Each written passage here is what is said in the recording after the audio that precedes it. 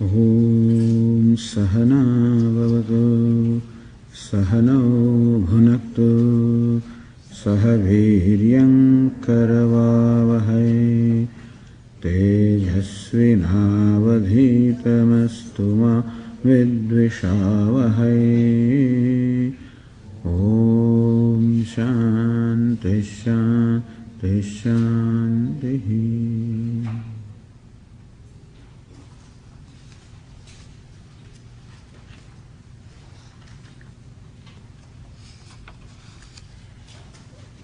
Read from the verse 9.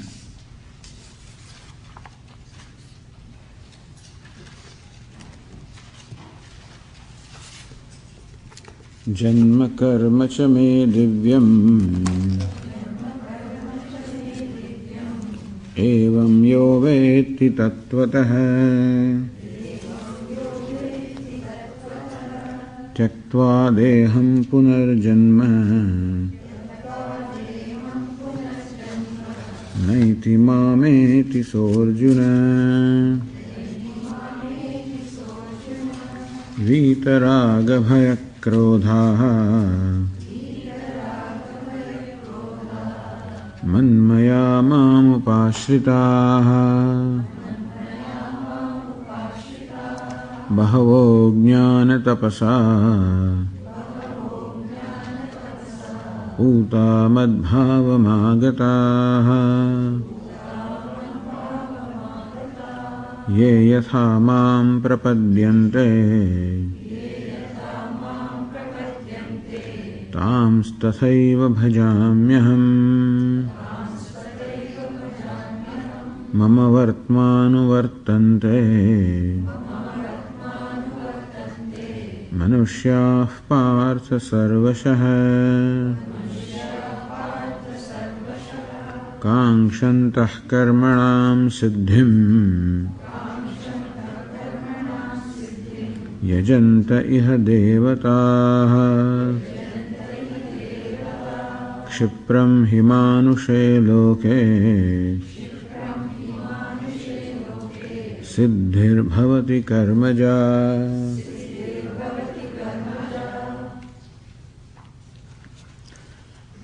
Ye yatha mam prapadyante tams tathaiva bhajamyaham. In whichever way and with whatever purpose the devotees worship me, in that manner I favor them, in that manner I bless them. So Lord Krishna says, I always bless my devotees. But then the form of blessing seems to be different because different devotees ask for different things. How come they do not all ask for moksha? Because asking for moksha requires a great emotional maturity. It requires a viveka. Viveka means a discrimination or a discernment in one's life. Person should be awake to one's life, not just living life like everybody else, like the sheep, one following the other, without thinking about life itself. Whatever the rest of the world is doing, most people keep doing that without giving any thought. But there are some who give thought to the life. Parikshalokan karmachidan brahmana nirvedamayat. As Mundaka Upanishad says, that a brahmana or contemplative person, he deliberates, he contemplates upon all his achievements so far and all possible achievements and takes a stock of life and sees whether or not he has gained a greater satisfaction or not. And he discovers that what he is seeking is eternal. What his heart is craving for is eternal, and eternal cannot be attained. It is something to be discovered, and therefore the desire for achievement gets transformed into the desire for knowledge. So this is a great transformation. There is always desire in the mind because there is a dissatisfaction with the way things are. There is dissatisfaction with the way I am. And so the mind is always seeking to be such that I can gain a satisfaction with myself. And all struggle is only for that purpose. But when this discernment comes, that it is not achieving something that is going to give me the fulfillment in life, but it is knowing something. That's how tad vijnanatham, it is for the knowledge of that he goes to the teacher. The idea is that what a person asks for depends upon the maturity of his mind. And Lord Krishna says, most people are not mature enough to recognize that they are seeking, what they are seeking is moksha.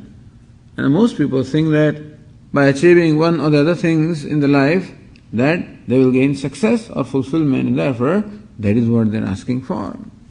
And I give them what they are asking for. Also, because in the world of human beings, it is easy to gain gratification. Kangshantaha karmanam siddhim yajantaha iha devataha. That when a person experiences pleasurable objects, then he gains happiness.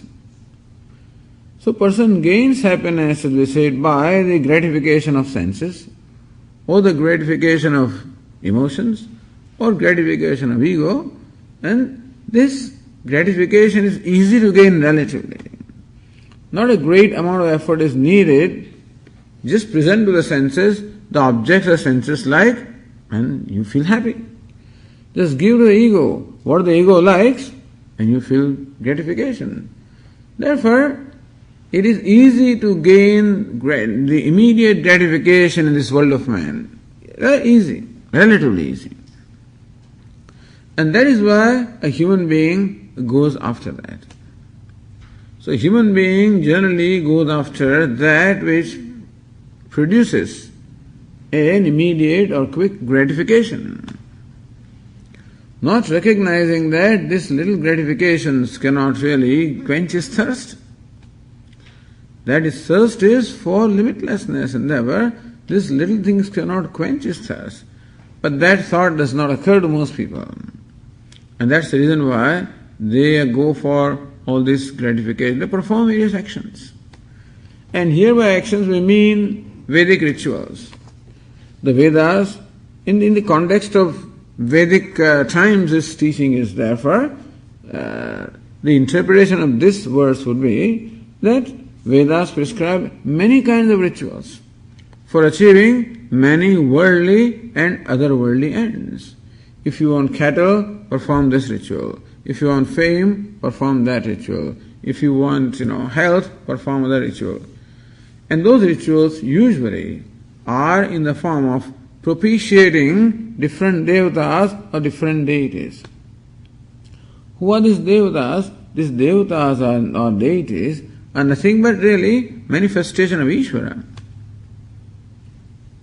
So Ishvara looked upon from a given standpoint of a function is called devata. And so this different devata, or you can look upon them also as different functionaries appointed to perform certain functions, and every devata or every deity has his jurisdiction. And if you propitiate that devata, then he can bless you based on what his jurisdiction is. Thus, if you want cattle, propitiate this devata. If you want wealth, propitiate that devata. If you want fame, propitiate this devata. If you want knowledge, whatever. And that is how people propitiate different devatas. Different kinds of homas are being performed, And because from different homas, we expect different kinds of results or gains. So this is what is meant by prapadyante, or so yajantah iha devataha. That we find people worshipping different devatas. What it means is that we find people seeking different ends, different achievements, different accomplishments. Whether you propitiate some devata in the heavens, or you propitiate some devata on the earth, doesn't matter. Idea is that people have to propitiate somebody, please somebody to get their favor, to achieve what they want. After all, I must please my boss and then only I can get a raise.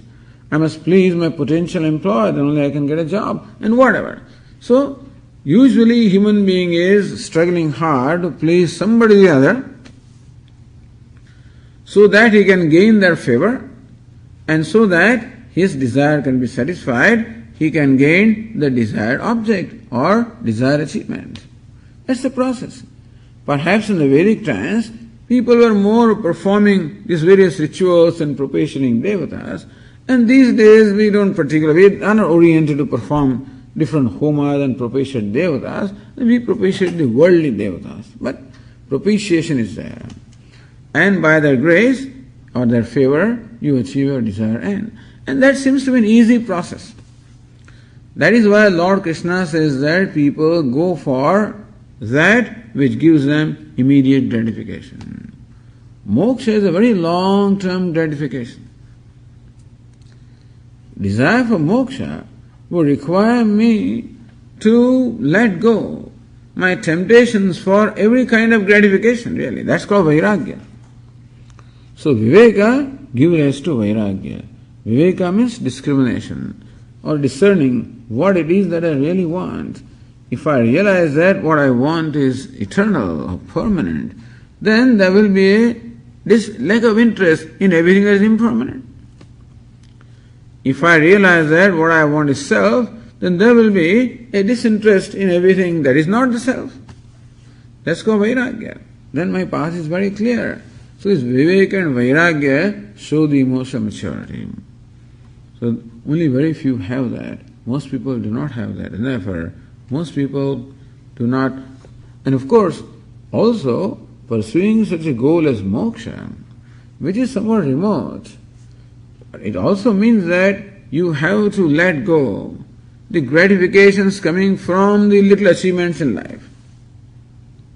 There comes a time when a person feels totally, he feels deprived of both. Sometimes people complain, Swamiji, there is no fun in life. After coming to Vedanta, the fun seems to have gone. Before I came to Vedanta, there was no problem. I got angry. I want to go to a movie, I went to a movie. Everything was fine. Now after listening to Vedanta, anger is no good for you. And movies meaning sense gratification, no good for you. It is pleasure, all right, but binding pleasure.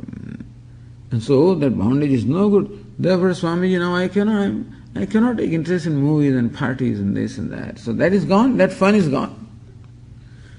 And the joy of the self is not coming yet, That also is not there. So that is also not there, and this is also not there. That's a very difficult stage. And that may persist for quite some time also. Because to gain the joy of one's own self, a certain amount of purification of mind is required. Really, there is only one source of happiness, which is self. And to the extent that my mind has become placid or clear or pure, to that extent, the joy of the self reflects in it and I experience it. And so this person who is a mumukshu or a seeker of moksha now has to work hard for purification of his mind. So far it is easy to fulfill raga dvesha is easy, but to give up raga dvesha is difficult. Fulfilling raga dvesha is immediate gratification. Giving up raga dvesha will give me gratification at a later time. And so immediate gratification, they say delay the gratification. Immediate gratification has to be let go in order that I achieve a long-term gratification. That is a little difficult path. Lord Krishna says, Yat tadagre vishamiva pariname amrutopamam tat sukham satvikam proktam atma buddhi prasadayam. Says that happiness which comes from the self, which is the lasting happiness, which happiness doesn't cost you anything. And therefore it is not binding happiness. It is happiness of your own self. That happiness, achievement of that, is little painful or bitter in the beginning. Yat tadagre vishamiva, that which tastes like poison, meaning that which is bitter in the beginning, Pariname amrutopam. But that which results into amruta or ambrosia. So that which feels like poison in the beginning, but then turns to nectar at the end, is happiness coming from the self.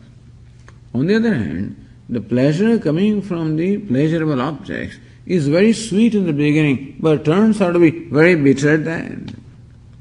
People go for sweet things. They go for immediate gratification. Even though it may cause bitterness at the end, most people cannot think, and therefore Lord Krishna said most people do not ask for moksha. They ask for only little things in life, little pleasures, and that's what they get. In short, don't blame me. I am not partial. This is all understanding God, understand. This is very important. Understanding of God is very important because He is the most important one in our life, whether we know it or not. We have to deal with Him every day and every moment. And therefore, what our understanding of God is influences our life very much.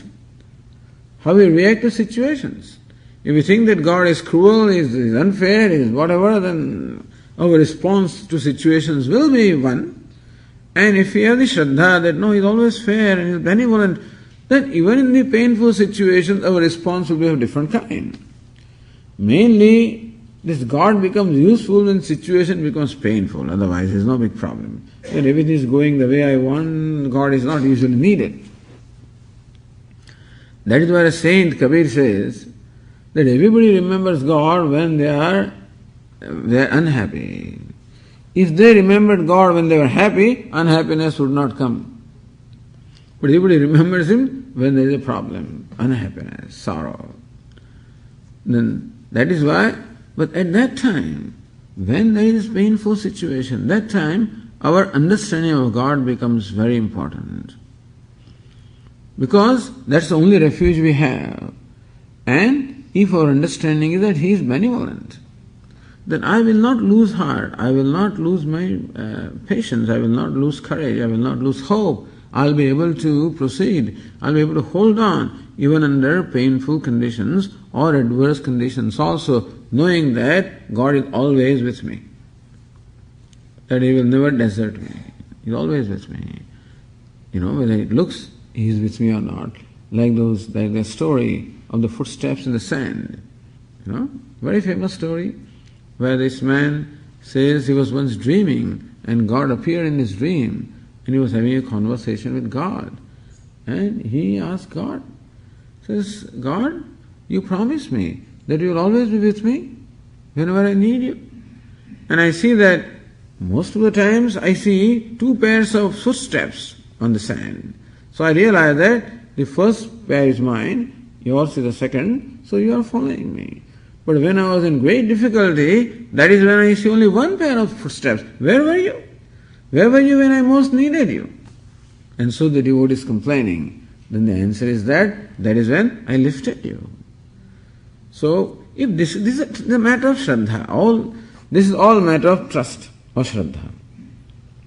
When it comes to Nirgunam Brahma, meaning when it comes to Brahman with Satyam, Jnanam, Anantam, there is no Shraddha, then it's a matter of understanding. When Pujya Swamiji says that God is not to be believed, He is to be understood. Which is that God? That is the God which is myself. That's the God that is substratum of everything. That is one without a second, which is beyond names and forms, which is my own self.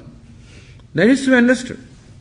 But when it comes to God, which is what was Saguna Brahma, God with attributes, then to say that or to accept that He is benevolent, that is a matter of faith. And that is something to be discovered in our life. That has to be our own discovery also, that He is indeed benevolent, He is indeed kind, He is always my well-wisher. Because very often things happen in our life which shake up our trust, our faith. We wonder whether God, is He what they claim Him to be or what. And so, at that time, when situations are very tough, that is when the Shraddha or the trust is very, very important. That is why understanding God not only God as that is transcendental, but God that is the creator, sustainer, dissolver, the God that is ordainer, that also is to be understood well. And that's what Lord Krishna is explaining here. So when Lord Krishna here says I, he also means that I, who is the karma phaladata, the dispenser of the results of the action, karma adhyaksha, the witness of all the actions, the ordainer of all the actions.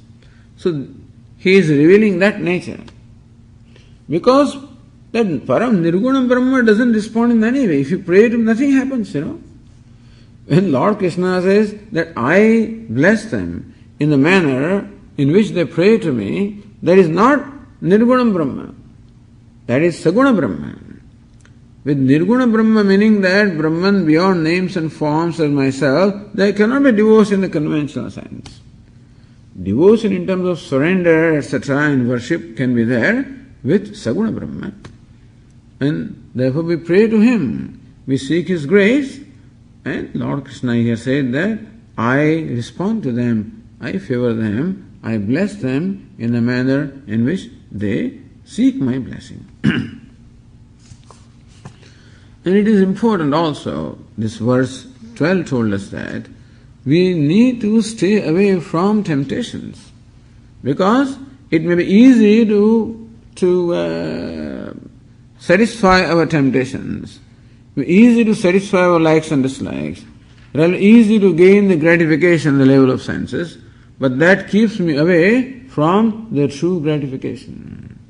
That keeps me away from the real goal in my life. And therefore, that viveka or discrimination is very important. As this verse told us, that most people desiring the results of the action propitiate these other devatas and get the results, and they seem to be satisfied with those gains, and therefore they do not ask for moksha.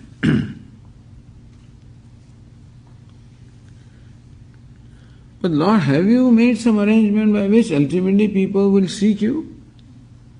Have you set up something? Following which, because earlier Lord Krishna said, Mam vartman vartante manushyaha partha sarvashaha.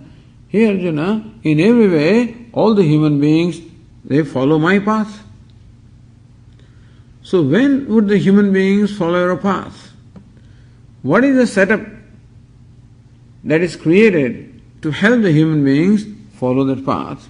That's what Lord Krishna says in the 13th verse. Chaturvarnyam maya srishtam gunakarma vibhagashaha tasya kartaramapi mam vidhya kartaramavyayam.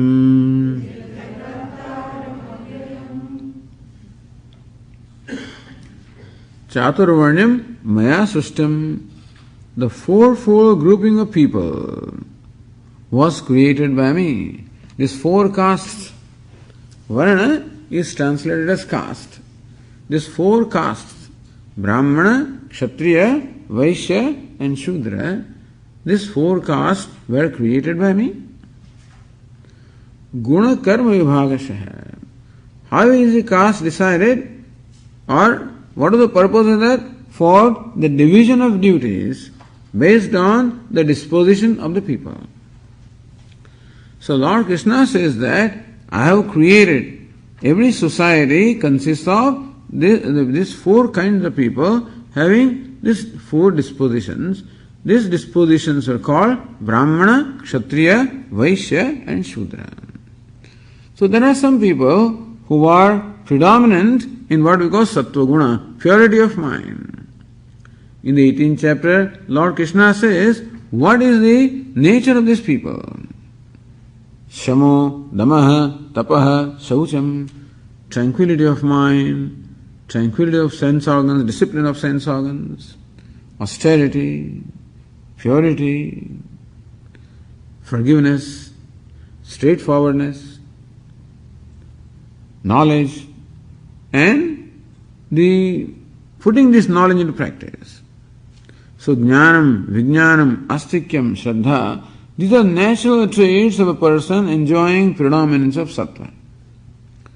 So when the mind is predominance in sattva, then automatically these traits will be there. That person is called a Brahmana. When sattva is not predominant, rajas is predominant, followed by sattva, then he is called a Kshatriya. Shauryam, Tejaha, Dhrutihi, Dakshyam. Shauryam, valor. Dhrutihi, Shauryam, Tejaha. Tejaha means boldness. Dhrutihi, fortitude. Dakshyam, skill in action. Yuddhe, Chapya Palayanam, not turning his back from the battlefield. Dhanam, generosity. Ishwar Bhavascha, also a natural ability to rule. These are the traits of what we call Kshatriya. So with the Kshatriya, one in whom the Rajoguna is predominant, means activity is there, followed by Sattva. The Kshatriya is the leader class. These are people who are skilled in action. But generally, their actions will be not selfish actions, but then selfless actions. Therefore, they are the leaders of the society. As we said, their task is to protect dharma and protect the people. To follow dharma and also to make people live a life of dharma. So they are kings and warriors. Where Rajoguna is predominant, followed by Tamoguna, that is called Vaishya. Krushi, Gauraksha Vanijam, agriculture, cattle rearing, trade, these are the natural traits of this third caste called Vaishya. And Paricharyatmakam Karma, Shudrasyapi Svabhavajam. Shudra, the fourth one, in whom the Tamoguna is predominant, that he is best suited for serving the rest of the society. Meaning serving with his hands and legs. Vaishya serves by using his talent of agriculture, of trading, of cattle rearing, of producing, of distributing. That's how a Vaishya contributes. A Kshatriya contributes to the functioning of society by providing leadership, by providing courage, strength, lordship, generosity.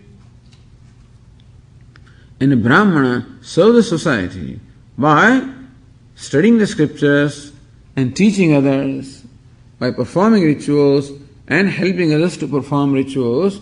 This is how all these four kinds of people make their own contribution to society. They participate in functioning of the society.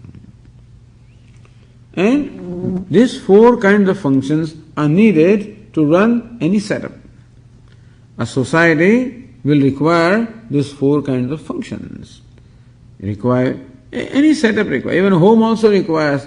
A home, whether you call it home, you call it business, call it industry, call it anything. These four kinds of functions are always required. It is Swamiji in the home, there are only two of us, these four. Then the two fellows perform the task of four. Or one also can perform the task of four sometimes.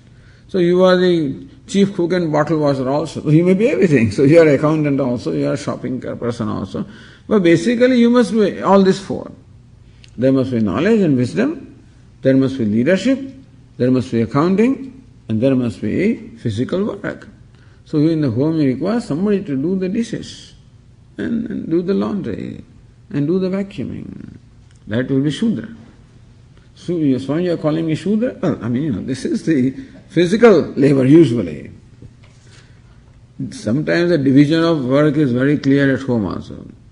Swami, she cooks and I do the dishes. So it's very clear, who does what. So everybody does according to their capacities or talents. Some people are good at keeping accounts and whatever. Sometimes women are good, sometimes men are good. That has to be done. Somebody has to earn the money and provide leadership. And then you need somebody to consult for different situations, dealing with different situations in life. So Brahmana, Kshatriya, Vaishya, Shudra, these four kinds of functions are there actually. Understand that any setup requires these four kinds of functions to be performed. And Lord Krishna says, therefore, I have created 4 kinds of people, each one suited to perform a given function in the best manner, so that by doing what they are best suited to do, they will also make their best offering or contribution to society, and that way there will be a harmony in the society. When there is harmony, the society also prospers and the individuals also prosper. And prosperity, and how are, as we said earlier also, how are all these people related to each other? They are related by the concept of duty. That everybody considers it is her or his duty to do what is assigned to them. So Vedas also would assign duties to people depending upon what their dispositions are. Therefore Lord Krishna says, Guna Karma Vibhagashaha, where the division of duty is based on the disposition, is based on the capacities, based on the aptitudes, based on the talent. This is how the caste system was organized. It is not that castes are created. Castes are there everywhere. In every human society, these 4 kinds of people are always there. They think that India has invented caste system. It's not so. Everywhere you go to any place, any organization, you find fellows who are Brahmanas who always sit in the air-conditioned office, always thinking and planning and designing. There are Kshatriyas who do all the management work, all leadership. There are Vaishyas who are accountants, salespeople, marketing. There are Shudras who work on the floor shop. You need all these people. That doesn't mean one is superior to another one. That's not the point. The point is everybody is equal. Because all these 4 kinds of functions are required for a harmonious functioning. Like in our body also, all these 4 are present. There is a Brahmana in our body. Our head is a Brahmana. There's a thinking and knowing faculty. All knowledge and thinking takes place in the head in place of Brahmana. The arms are in place of Kshatriya. All work is done and protection also is done by the arms. The stomach is like a Vaishya, which receives and assimilates and distributes. And the legs are in the place of Shudra, which carries the whole body. So which one is superior? If Brahmana is superior, then that would be enough. If the body was provided with the number of heads, it did not require legs and hands, we require all of them. So you cannot say that one limb is superior to other limb. We require all of them. And that is why, just by placement, because the head is placed on the top and legs are placed at the bottom, doesn't mean that one is superior or inferior. All functions are equally important. And because that being the case, that is why there is this harmony in our body. That's how in the society also harmony can be there, when everybody willingly accepts the duty and willingly does it. Then that becomes karma yoga. In the 18th chapter, Lord Krishna says, Sve sve karmanya bhiratah samsiddhim labhate naraha. A person devotedly performing the duties assigned to them attain perfection. Thus everybody has the potential of attaining moksha. Everybody may not have the same potential of becoming wealthy or becoming a king, that may not be. Because their mind or disposition doesn't allow that. But by performing their duties, everybody can gain what we call antahakana shuddhi, purity of mind, and that way everybody can become a Brahmana by disposition. So Swamiji says that even though a person may be Kshatriya or a Vaishya by caste, but by disposition he can become a Brahmana. And so idea was, that's why as Lord Krishna said, all the people follow my path in every way. If they follow this varnashrama dharma, if they follow dharma characterized by varna and ashrama, the caste and stages of life, then that is most conducive for gaining purification of mind, and that's how gaining the requisite qualification for gaining the knowledge. So chaturvarnyam maya srustam guna karma vibhagasah. So as we said, the main principle that binds the whole society is called dharma or duty. The dharma becomes the most important value. There are the so-called 4 purusharthas, dharma, artha, kama and moksha.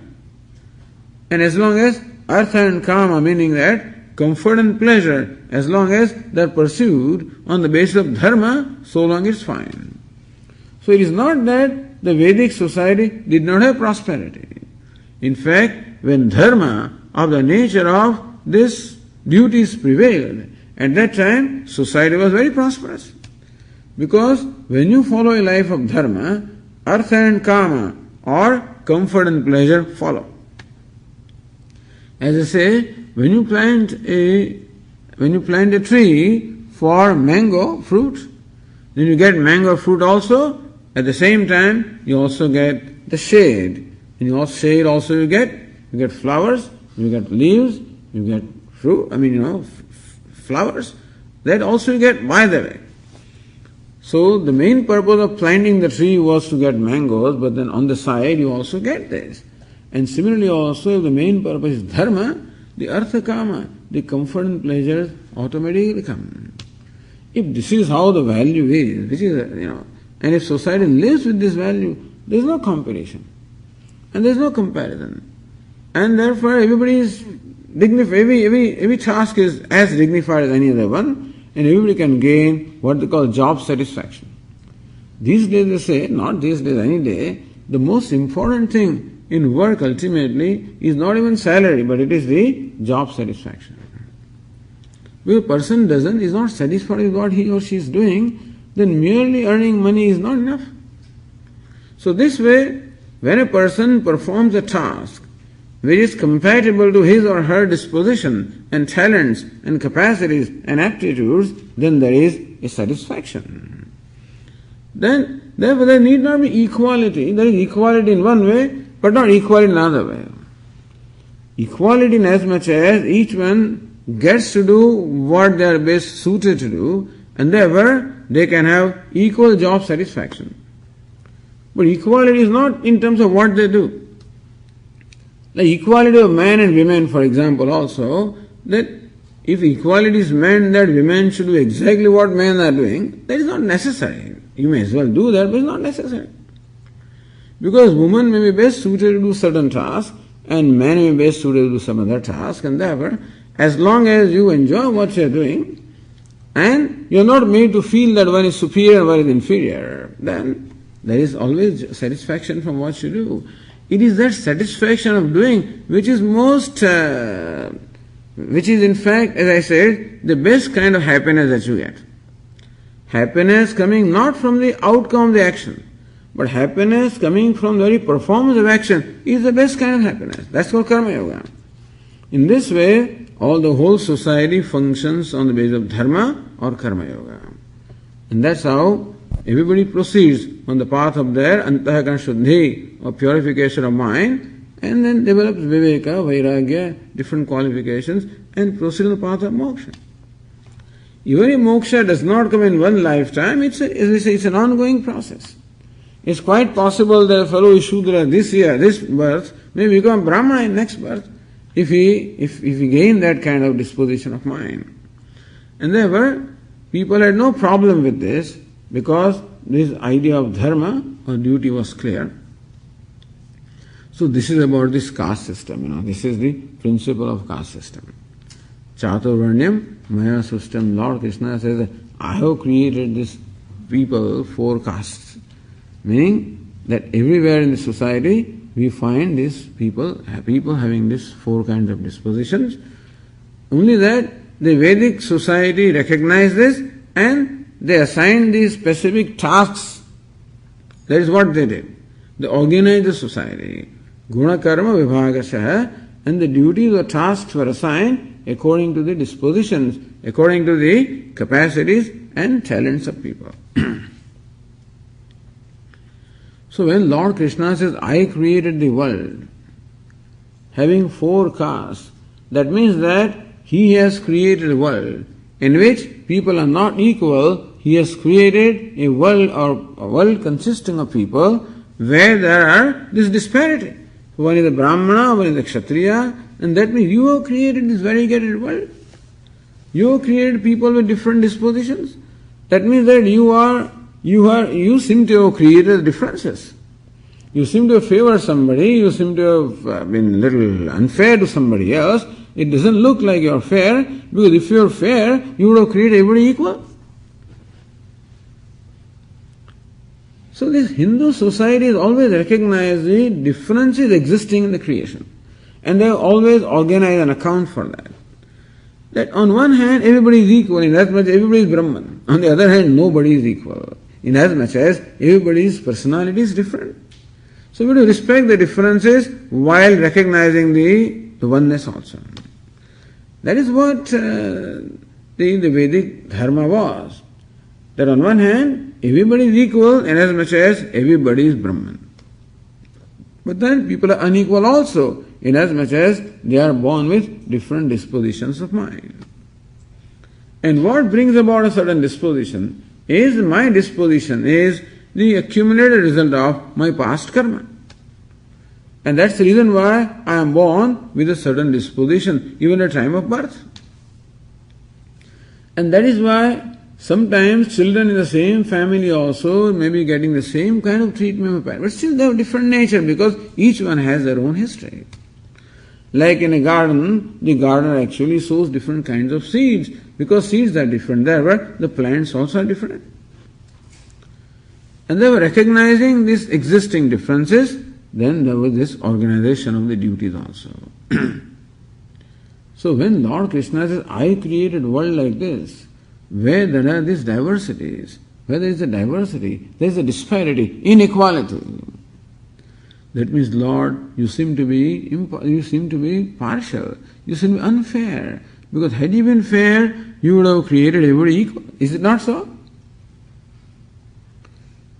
But we cannot say that Ishvara is unfair. He is fair, inasmuch as he gives rise to the fair result of the actions performed by different individuals.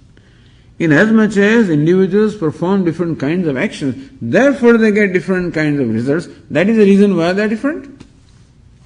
Therefore, in creation of diversity, understand that it is not only Ishvara who is responsible, but we are also responsible. Ishvara is in place of an architect. Architect builds a house for me, but still the very characteristics of the house is decided by me. I tell him what I want, accordingly decide.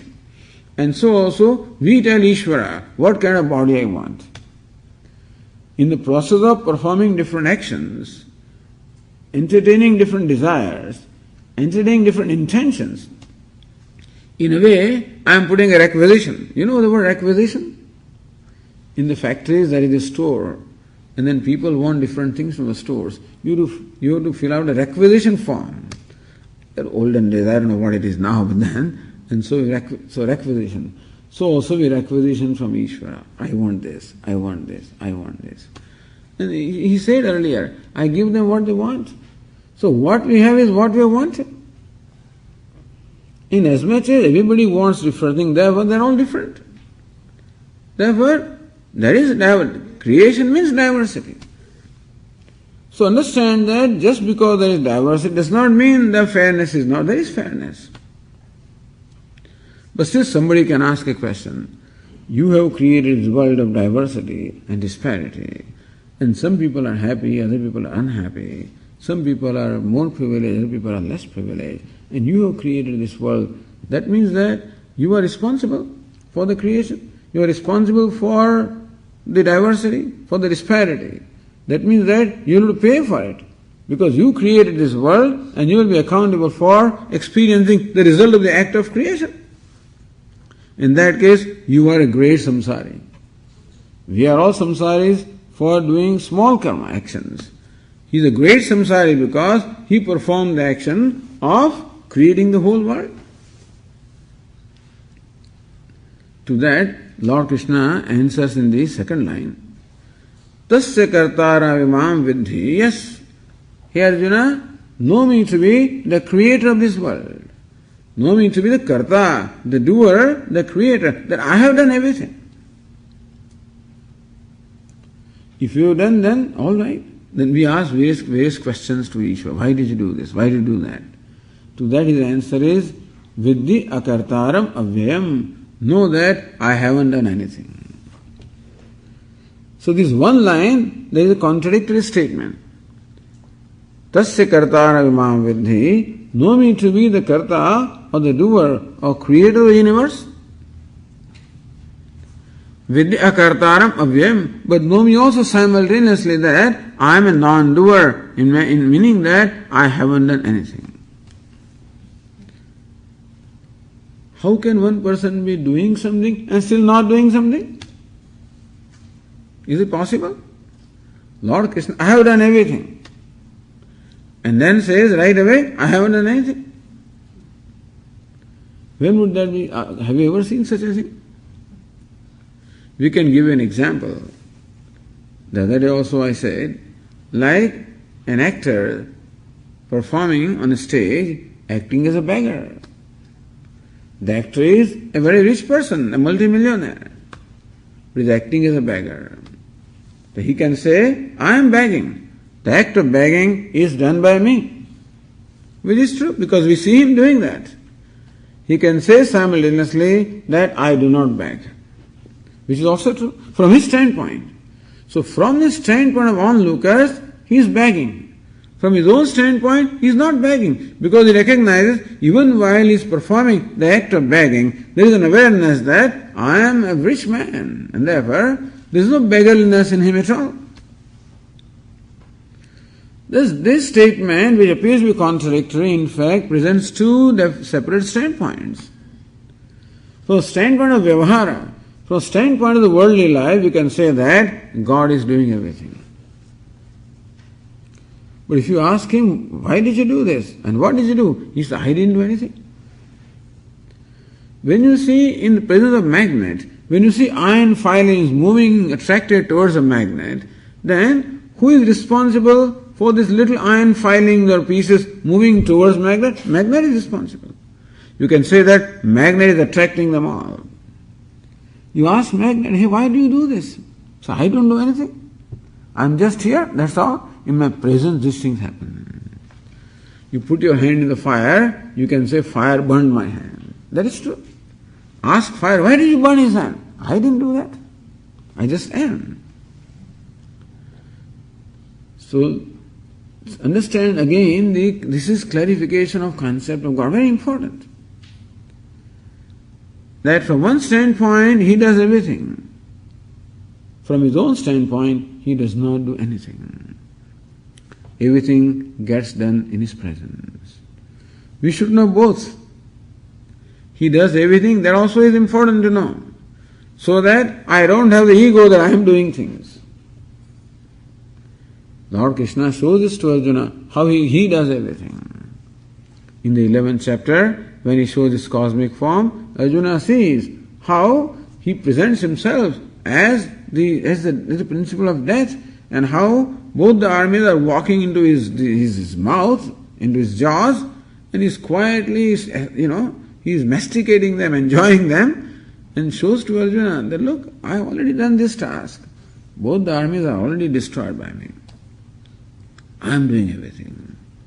So that Arjuna would not have this notion that I am the doer. We said that these are the two problems Arjuna had. One is the notion that I am the doer, I'll be their killer, and therefore I'll be a sinner. Second is, what will happen without them? That they will all die. What will happen? So Lord Krishna says, they do not die, nor you do anything. This is from the absolute reality. So from the relative standpoint, Ishvara does everything. From the absolute standpoint, he does not do anything. So while appearing to do everything, in reality, he does not do anything. Which is what is said in the 14th verse, that is clarified there. Namam karmani limpante name karma phale spruha iti mam yo bhijanati karma bhirna sabadhyate.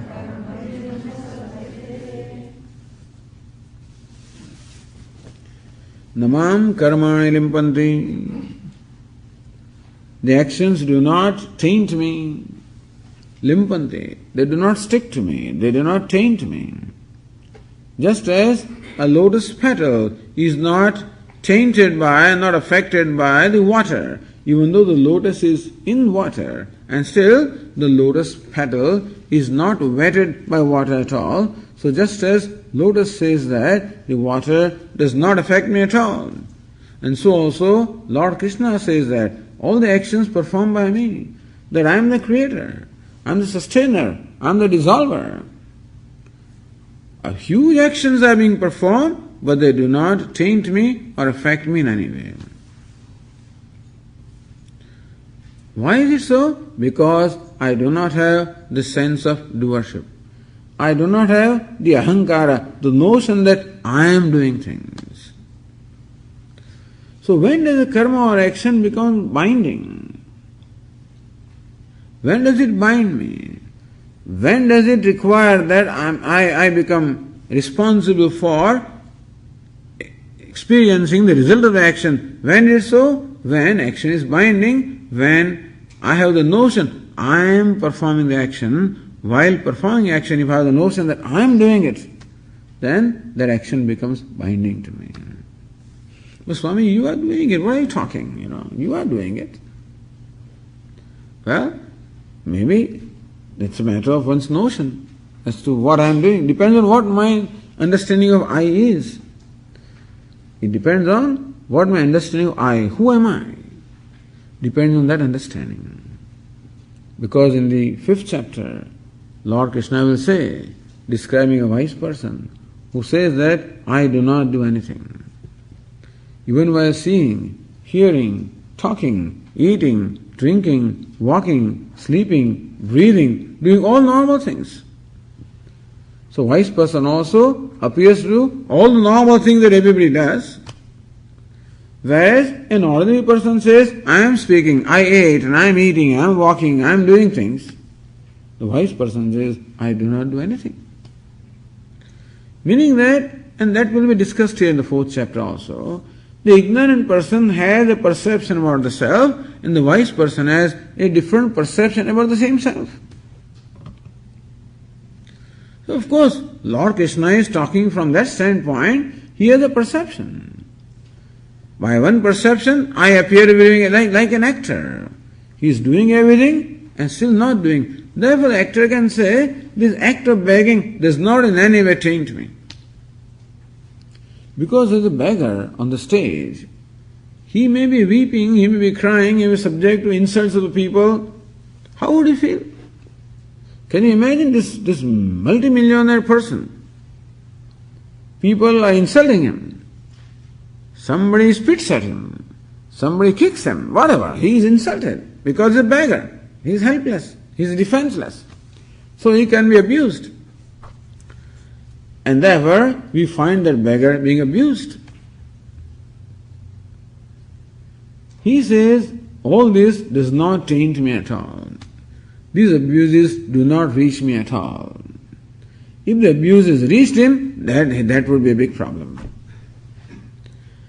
If that beggar on the stage really felt that I was insulted, as it once happened also to this man whose role it was to act as a beggar. And as a beggar, he was supposed to accept the insults as they are. People do that. As they say, when you are defenseless, then you are subject to abuse. And as a beggar, as homeless people, yes. So he is acting as a beggar, and people go about and say things, make remarks. At one point, this fellow got so upset, he got up and gave a slap to this fellow who is passerby, making a remark. The curtains came down, the director came out, he said, what did you do? Why did you give me a slap? So why did he insult me? Hey, wait a minute, that was his role. And your role was that you were supposed to swallow the insult because you're a beggar. What happened is, at that time, that he ceased to be an actor, he became the beggar. Moment this notion, I'm a beggar, when it comes, then that insult affects him, that it taints him. So how the action being performed would affect me when I have the notion that I am performing the action. As long as the actor knows that I am the actor and not a beggar, so long whatever treatment is meted out to the beggar doesn't affect him at all. He says, nothing affects me. So also Lord Krishna says, Namam karmani limpanti. The actions of creation, sustenance, everything that is done, they do not taint me at all. They do not affect me because I do not have the notion of doership. Swamiji at one point says, that if Ishvara also had the notion that I created, if God also thought I created this, he would be miserable. He would be in tremendous stress. Looking at the world, what have I created? Like parents who stresses, looking at their own children, what have I done, What did we do? And so also when God also looks at this creation and sees all these creatures doing whatever they are doing, he will feel miserable. Thank God that he does not have the notion of doership. Then alone he can remain free. Then he can afford to have his sleep, yoga nidra, as we said, as God, as Lord Vishnu, who is the preserver of this universe, is enjoying his yoga nidra. The whole universe is functioning because there is no sense of doership. Namam karmani limpanti name karma phale spruha. And karma phala also binds a person. The karma of the action binds the person when there is notion of doership, and karma phala, the result of action, also binds us when we have the notion of enjoyership or bhoktrutvam. So while performing action, if there is notion of kartrutvam or sense of doership, then action becomes binding. While responding to the result of the action, if there is notion of bhoktrutvam and enjoyership, then the result also binds me. As it binds an ordinary person. Swami, I worked hard. I worked so hard and see what's the result. I still did not pass. I failed. I did not succeed. I did not get the job. I did not promote, whatever. I feel frustrated. When my action performed by me does not produce the desired results, then I feel frustrated. Sometimes I feel angry. Swami, these fellows are like this. So if I blame somebody else for my failure, then I am angry at them. If I blame myself for my failure, then I am frustrated with myself. I am like that, Swami. This is called bondage. Meaning, whenever I react to the outcome of an action, then I would say that the action has really affected me. That's called binding. Action, result has affected me. Because result is judged by me as success or failure. Lord Krishna says, Name karma phale spruha. I do not have any attachment or longing with reference to karma phala or result of the action. Meaning that having created the universe, whatever the universe is and whatever is happening does not affect me in any way. Because I have no agenda at all. What is meant by attachment to karma phala or attachment to result of action is whenever an action is performed with a certain personal agenda in mind. Whenever an action is performed with a certain personal agenda for gratification of my ego or senses or some gratification, some personal agenda, then the result will be judged by me as either success or failure. If I get the requisite gratification, I am successful. Don't get it, I am a failure. This happens to a person who has the sense of bhoktrutva or enjoyership. Lord Krishna says, I don't have enjoyership. Why? I don't need to enjoy anything. Why? Because I am enjoyment myself. It is this poor sugar. You know sugar? Sugar is sweet by nature. But somehow a notion has arisen in sugar that I am bitter. Suppose sugar feels that I am bitter. Swami, that can never happen. Suppose it happens. Then sugar is all out looking for sweetness. It wants to, taste all kinds of sweets and everything else and wants to feel sweet. Not recognizing that sweetness is its own nature. So when sugar comes to know that I am sweet, then where is the question of my desiring to be sweet? Lord is complete, is whole, therefore he is aptakamaha. He is totally fulfilled in his nature and therefore he has nothing to fulfill. He has no expectation, no need. Therefore, an action is not performed to fulfill a need, it is performed with an expression of himself. So therefore, the act of creation, sustenance, dissolution are not with an agenda, they are merely expression of what he is. It is his fullness that alone is manifest as his creation, sustains whatever is happening. That's what it is, that is what Upanishad explains. Anantadhyeva khalvimani bhutani jayante, anandena jatani jivanti, anandam prayanti, abhisamvishanti. From Ananda of the fullness, all the beings have emerged. In Ananda alone, they have their abidance. Unto Ananda alone, they go back, meaning that all of this is nothing but the manifestation of Ananda or wholeness. And therefore, as far as even a wise person is concerned, that's what Lord Krishna says. Itimam yobhijanati karmavir nasabadhyate. One who knows me in this manner, that person also does not become bound by action. He also becomes liberated.